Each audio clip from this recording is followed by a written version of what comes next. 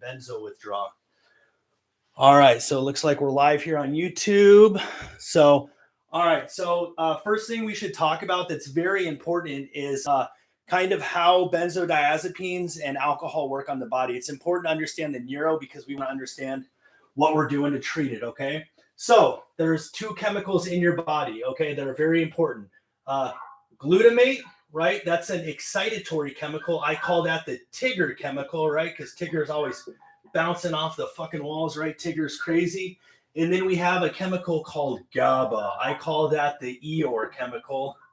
I don't know if I spelled that right, but that is a calming chemical in your body. And in conjunction, it makes this system we call the glutamatergic system, okay? And I use a seesaw because I think it's a great explanation of how they work in the body. So, you know, a seesaw's got to stay balanced, right?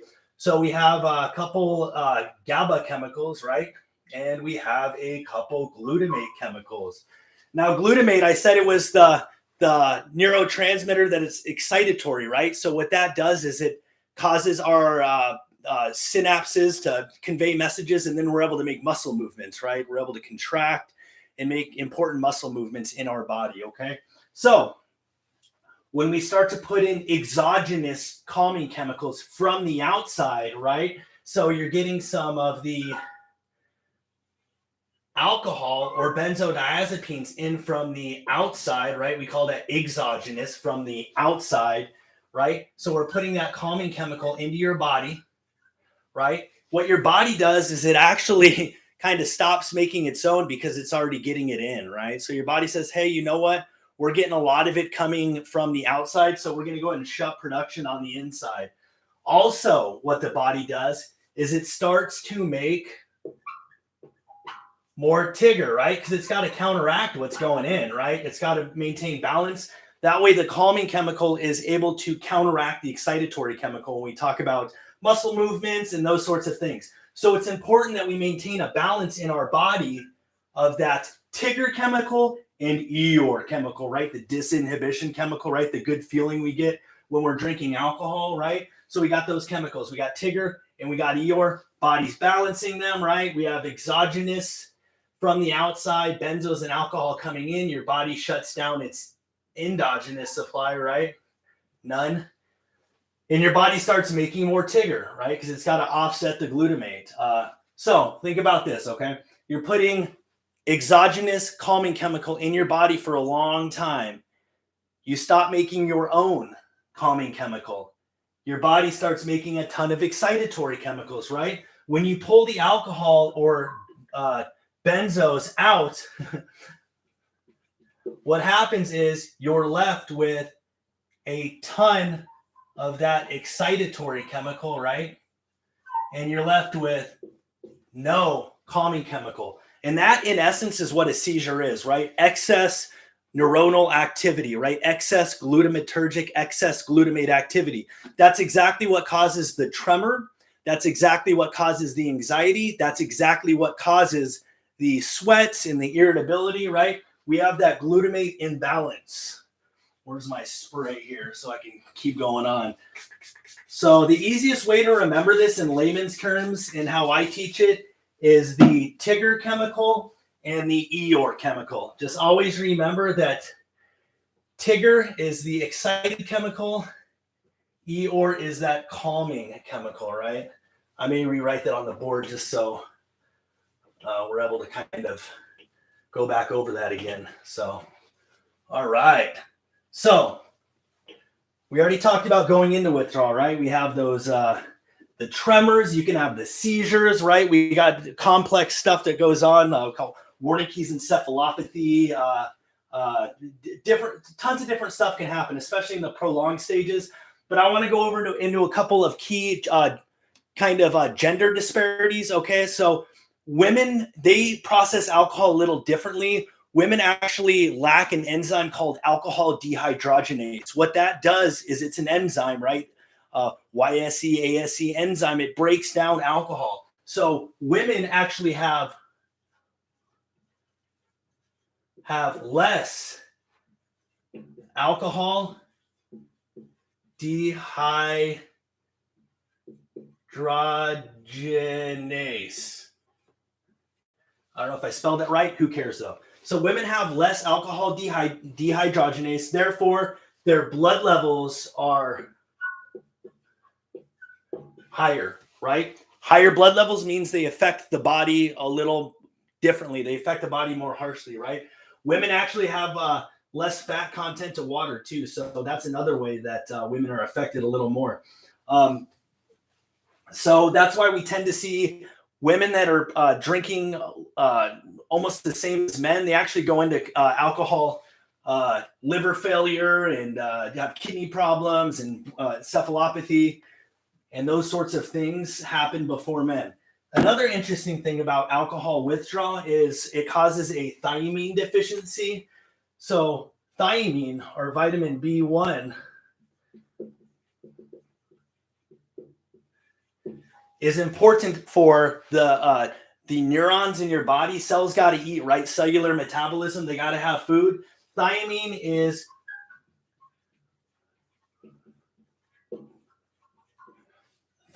brain cell food. So what happens is when we're deficient in thiamine from taking in all that alcohol, what actually happens is your brain cells start to lyse and die, right? Because they have to have thiamine to complete metabolic processes, right? So thiamine is critical. That's why if we have people that come into the ER, we automatically, give them thiamine. And people are like, why the hell are you giving a supplement, right? Because your brain's actually dying without it. So you have to have thiamine. That's why we always put people on thiamine when they come in.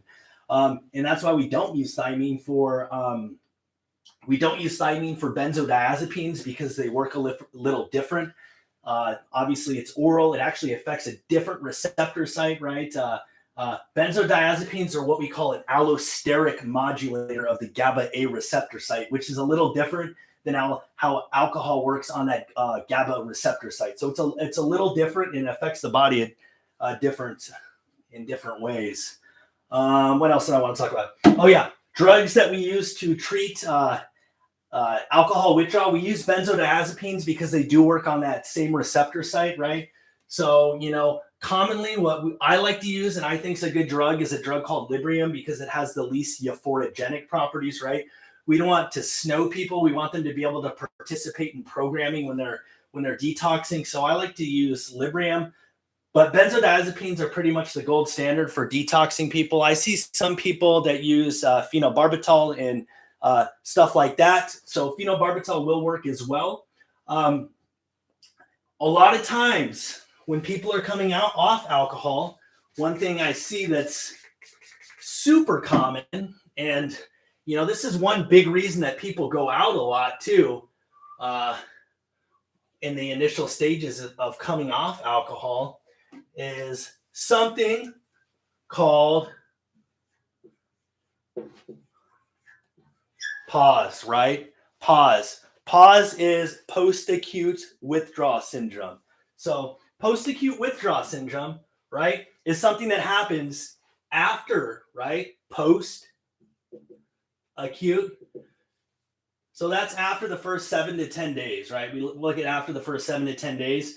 For some people, they've had that seesaw messed up for so long, right, that it takes the body a long time to do something we call upregulate. So your body needs to learn how to make that calming chemical on its own again, okay? And that can vary. It can take a long time for some people, especially people that have been using for a long time. It can take them a long time to re-regulate that system, okay? So that can take a long time to happen. So what I like to use to treat pause and what works good is a couple medications, gabapentin, right?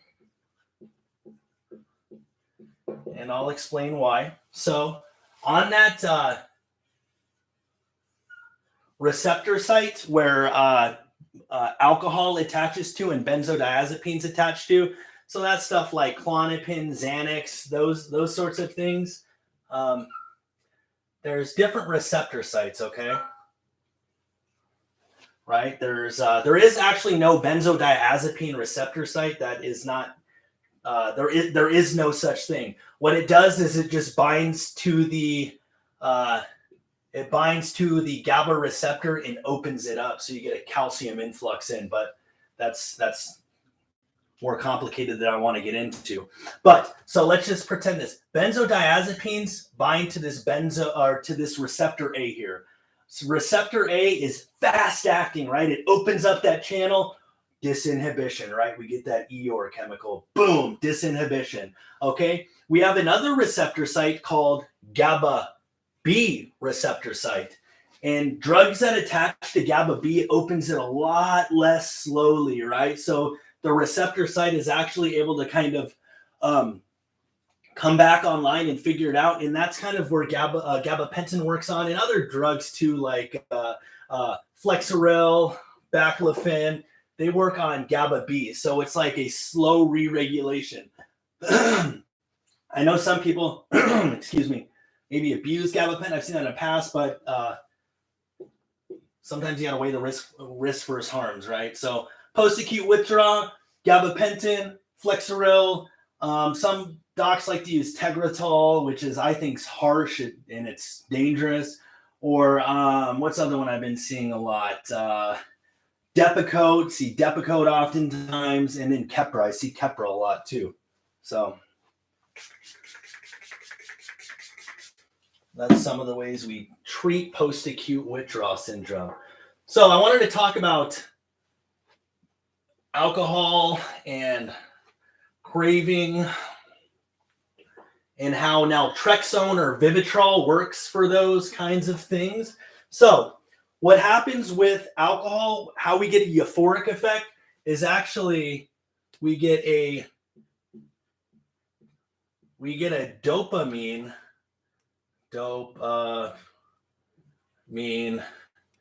I call it DA, release, right?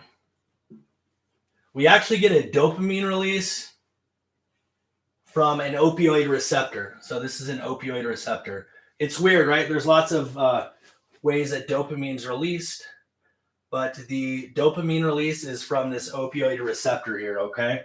So the dopamine release happens, it travels to this area of the body called the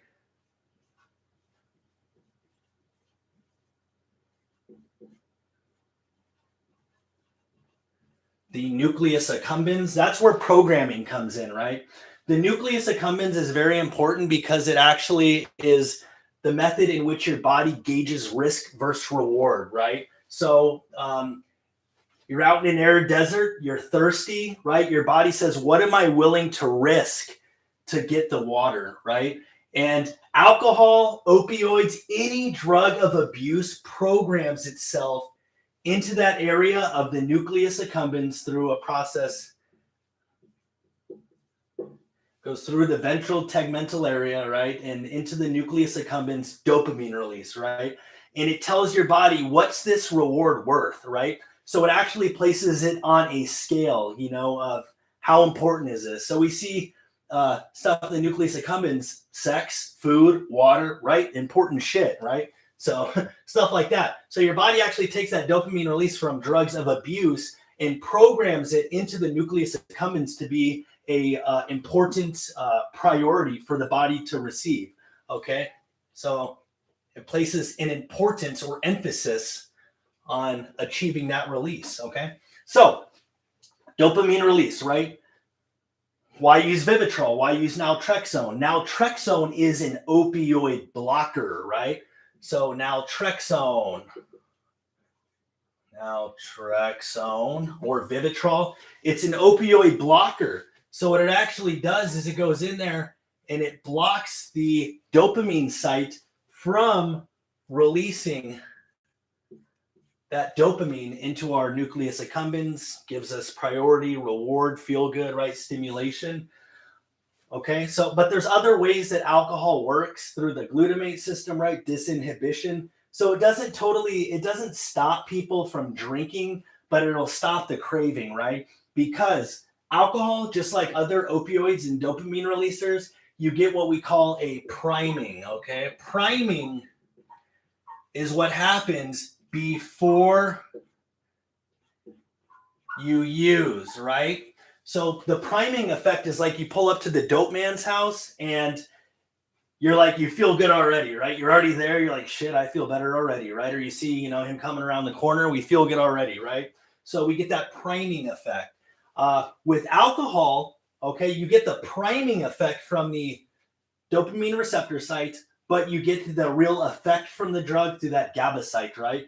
So all it does is calm down that obsession and compulsion, right? The priming effect. So when we look at animal models and animal studies, we actually see mice that we get addicted to like alcohol, any type of drug, pretty much. They actually, when we just put the drug in front of them after they've been exposed to it enough, they actually have dopamine releases that are almost as great as using the substance itself. Because your body always remembers and it always has that little storage, right? Like until you die, like, hey, that, I remember that. We called it euphoric recall, right? Euphoric recall. Obviously, it's a lot stronger the more recent you use the substance. That's why we tend to relapse quicker after using the substance, right? We have a lot more priming and we have a lot more knowledge and a lot more recognition of what that drug does to our body at a neurological level, right? So that dopamine release is blocked with medications like naltrexone, okay? Erase this. So key takeaway, and anyone that just joined me right now, I'm going to redraw this because I think it's a point of emphasis, and I see people just joined, so I wanted to throw this up again so you can understand the mechanism, okay? Because it's very important. If you understand this, you almost understand everything that's going on during a withdrawal, okay? So two chemicals in your body, Tigger and Eeyore, right? I don't know how the hell to spell that, right? This is your calming chemical. We call GABA. Not the same GABA you buy over the counter, but it does help. And we have Tigger, which is excitatory, right? Excitatory, which is glutamate, right? Glutamate, right? So Tigger, excitatory, glutamate. And then we have Eeyore, calming, and that is our GABA chemical. So what happens is when we put alcohol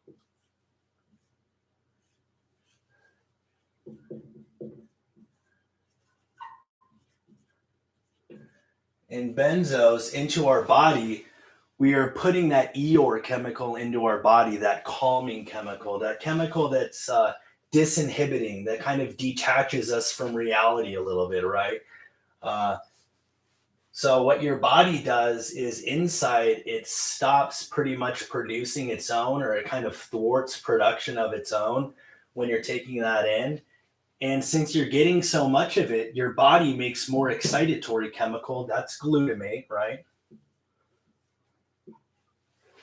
And what you're left with, if you keep using alcohol and benzos for a long time, is you're left with very little of your own, because your body stopped making it, right? It doesn't need it. It's getting it in from alcohol.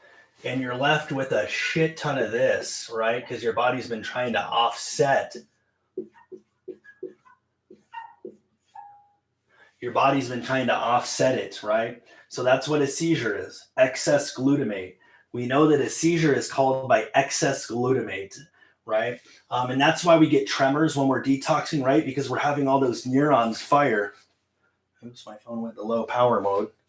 We're having all those neurons fire, right? So that's essentially what's happening in withdrawals. You're having that increased electrical activity. And that's why we use other benzos and medications for seizure control, right? Because even, seizures that children have, right? We give Ativan, right? What is Ativan? It's a calming chemical to offset the excitatory chemical, right? So, it sounds, when you look at in medical textbooks, it looks very complicated, but it's actually pretty easy to understand, right? The problem is with a lot of people is it can take a long time, especially people in their 50s, 60s, and 70s. to start to rebalance this in a way that they're able to elicit excitatory responses when they need to and calming responses, right? And we know that like ADHD and OCD, right? We got problems with glutamate, right? We have excess glutamate, right? So we give drugs to kind of calm that down, slow that issue down, right? And then we know there's issues with dopamine, norepinephrine, serotonin. That's why all those drugs are out, right? The SNRIs, NDRIs, all those kind of medications. So I'd be happy to take any questions now. I'm going to go ahead and stop this live stream on YouTube. And then